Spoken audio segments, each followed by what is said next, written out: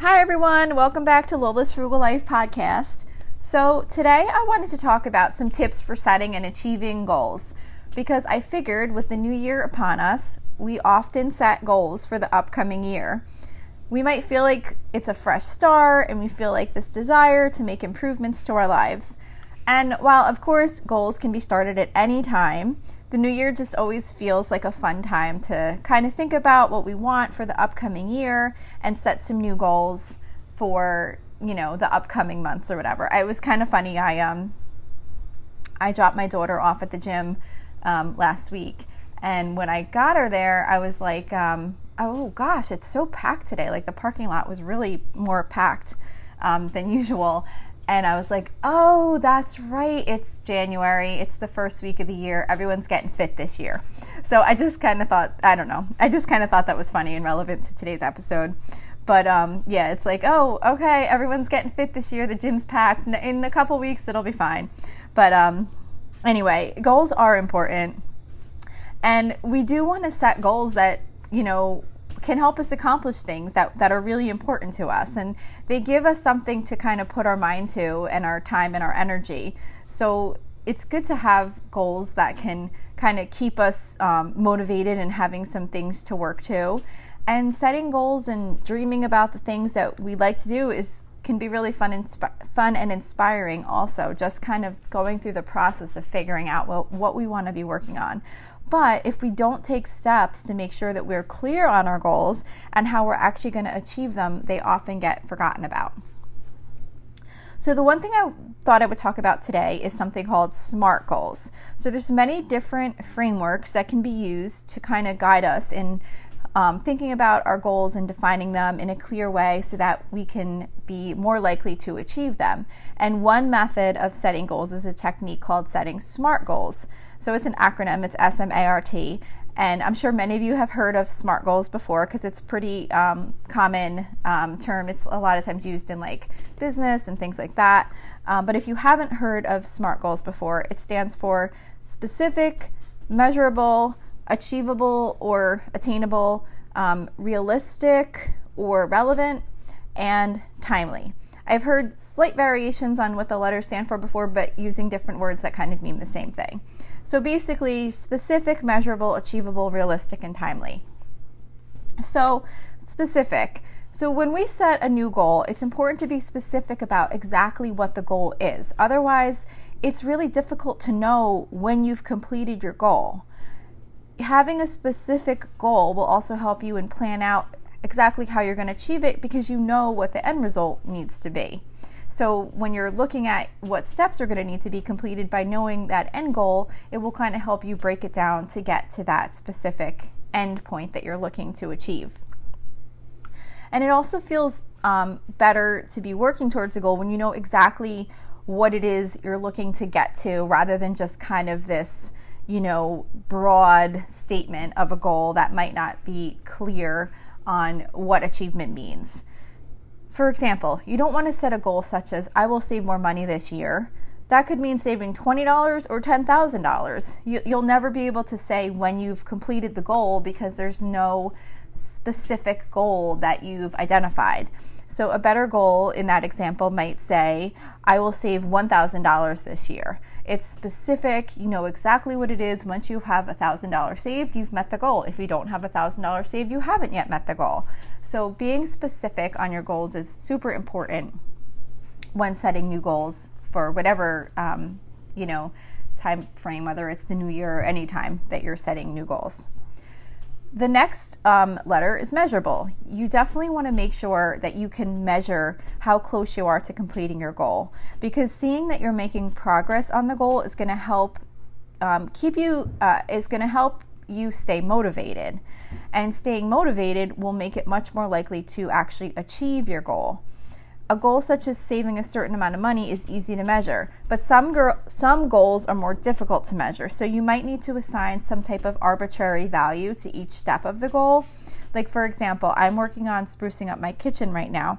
So in order to track the goal, I kind of broke down all of the tasks that need to be done into smaller parts, and then I just assigned a percentage of completion to each of those tasks as a percentage of the total job, that all of the work that has to be done.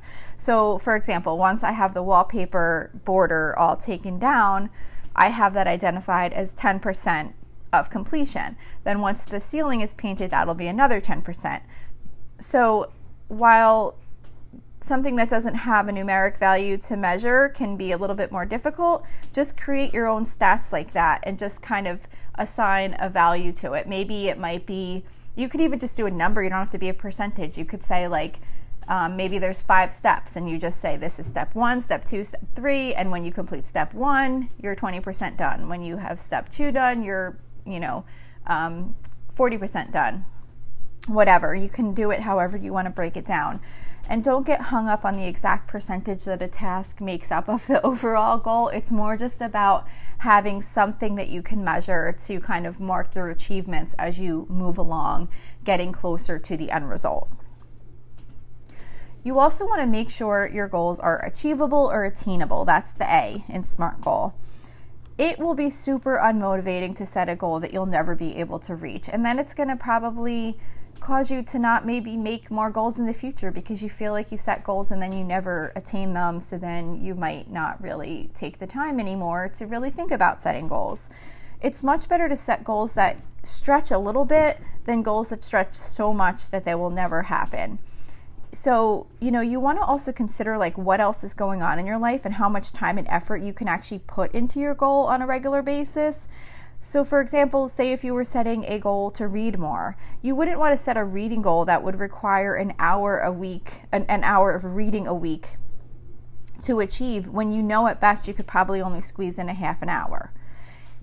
You want to make your goal fun to work towards completing and a little challenging, but if you set expectations that will be really totally unlikely to achieve, you're just going to turn your goal you're going to turn a goal that could have made you feel great by making constant progress into a potential source of stress because you're feeling bad about the fact that you don't have an hour to read and you're never going to meet your goal. The R is for realistic or relevant. So similar to why we want to make sure our goals can actually be achieved, we also want to make sure that we set goals that are realistic within the terms of our current life situation. So for example, I downloaded this app recently, a couple days ago, that will apparently get me to be able to do a 4-minute plank within 5 weeks. Now, considering that I can barely hold a 30-second plank currently, I seriously doubt that sometime in February I'm going to be able to hold a plank for 4 minutes. So if you're not familiar with a plank, it's an exercise position used to strengthen your core. And there are several different types of plank poses, but even with doing what I consider to be the easiest of them, I truly do not think it's realistic that I will be able to hold this position for 4 minutes at the end of the next 5 weeks. If I can, that would be totally amazing, but I'm not going to set that as my goal because while this goal may be realistic to complete by someone who's at a much higher fitness level than I am, it's not realistic for me. So that's kind of the difference between the A, achievable part, and the realistic part, the R, in the goal. It's really about what is realistic for you specifically based on where you are currently at in your life. And again, we want to push ourselves, but we don't want to set ourselves up with goals that we're never going to be able to complete because they're just not realistic from where we currently are. You also want to make sure you set some time frames around your goals. When are you going to start? When are you going to complete it? You can assign time frames to the goal as a whole and then time frames to milestones in between. So like going back to my kitchen example, so I decided that I want to try and complete this project by the end of March. So based on that March date, I set several other time frames between now and March that I want to get certain tasks complete by. So like, for example, I forget the exact dates I used, but I have like a certain date when I want to have like the wallpaper border taken down. I want to have a certain date when I want to have the ceiling painted by.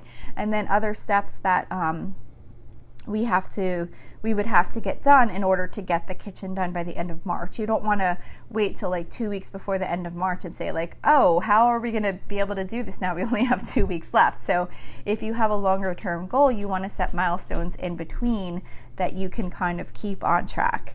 And if you feel like your goal is going to take an extraordinary extraordinary amount of time to complete, like say maybe more than a year, you might want to consider breaking it down into something smaller that can be focused on in a shorter time frame, and then maybe create another new goal that kind of extends onto the next piece to get to your ultimate goal once you've completed the first one.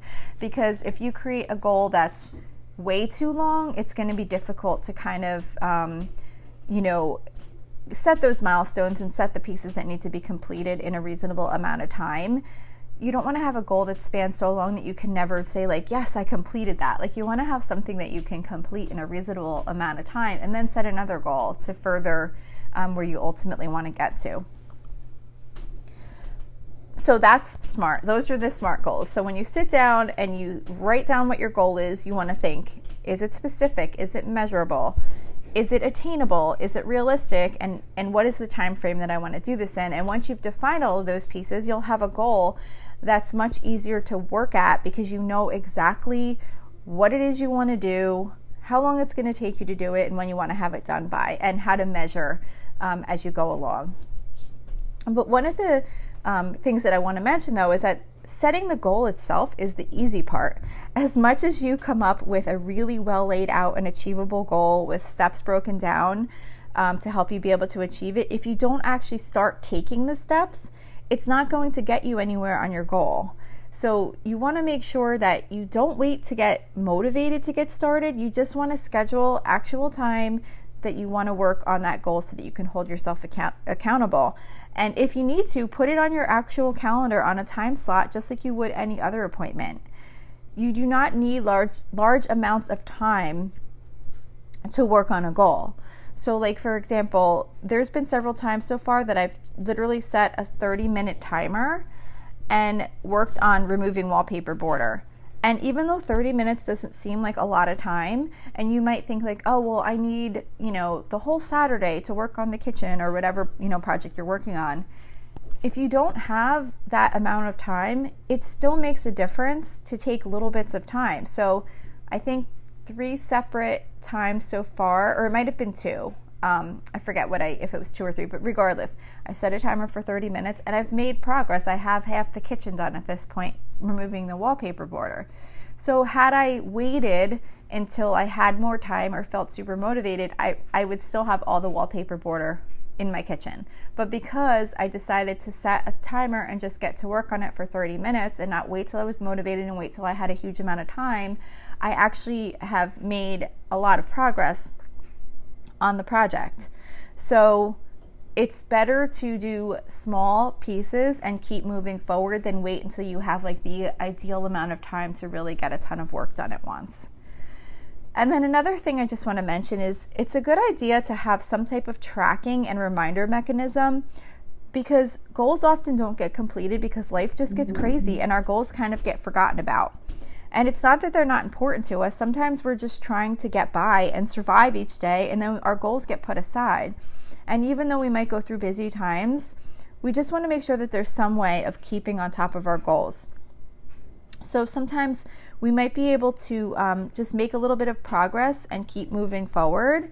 But even when we're not able to work on our goals, by having something that's going to periodically remind us can really help us get back on track with your goals as soon as you do have time. So even if you have like a really busy season and you can't keep up, have something that can kind of remind you that you do want to get back on track with that goal, so that, say, if you know 2 weeks from now things are going to slow down, you can make sure you plan some time to work on your goal at when that time comes. And plus, it feels better too to kind of identify when you'll be able to get back on it, rather than kind of have it nagging in the back of your head that I need to work on that, I need to work on that. Just say, okay, I can't work on this now, but 2 weeks from now I'll have a little bit of time, so I will do it at that point. So I use reminder apps on my phone, but some people like to do written notes, maybe like in a planner or whatever, but it's just important to have something that's going to remind you. And you just want to make sure that whatever system you have, you're gonna see. If you write yourself a note that you're never going to go back to and look at, then it's not going to help you in any way. So whether you prefer digital or handwritten reminders, you just want to make sure that you have a system that you can rely on, so that you're not in the back of your mind feeling bad about not getting on your goals or even forgetting what your goals were because you have no way of tracking it or keeping on top of it. So that is it for my talk on goals today. I wish you all the best of luck on whatever goals you've decided to work on for the upcoming year or whenever you listen to this. We can set goals at any time. Like I said, it doesn't just have to be in the new year. It doesn't have to be on Monday. They can start whenever you want to start them. But since the new year is often when we kind of really get excited about new goals, I thought this would be a good time to do this episode. So that's it for today. Thanks again so much for listening, and I will see you back here next week. So thank you for checking in for this podcast episode. And don't forget, you can always email me with any questions or suggestions at lolasfrugallife@gmail.com. You can follow me on Instagram and Facebook at lolasfrugallife. And you can find a blog post for most of my episodes and definitely all of my meal plan episodes at lolasfrugallife.com. You can also join our private listeners group at facebook.com/groups/lolasfrugallife. And if you enjoy the show, please make sure to subscribe on Apple Podcasts, Spotify, YouTube, or wherever you listen from. And I would love it if you would screenshot the show and tag me on Instagram so I could see you're listening. Also, if you can please take a couple of seconds to rate and review the podcast. Those ratings and reviews are what help the show come up better in search results so that other people can find this podcast. So that will really help me in growing my audience. So that's it for today. Thank you so much for listening, and I hope you have an awesome day.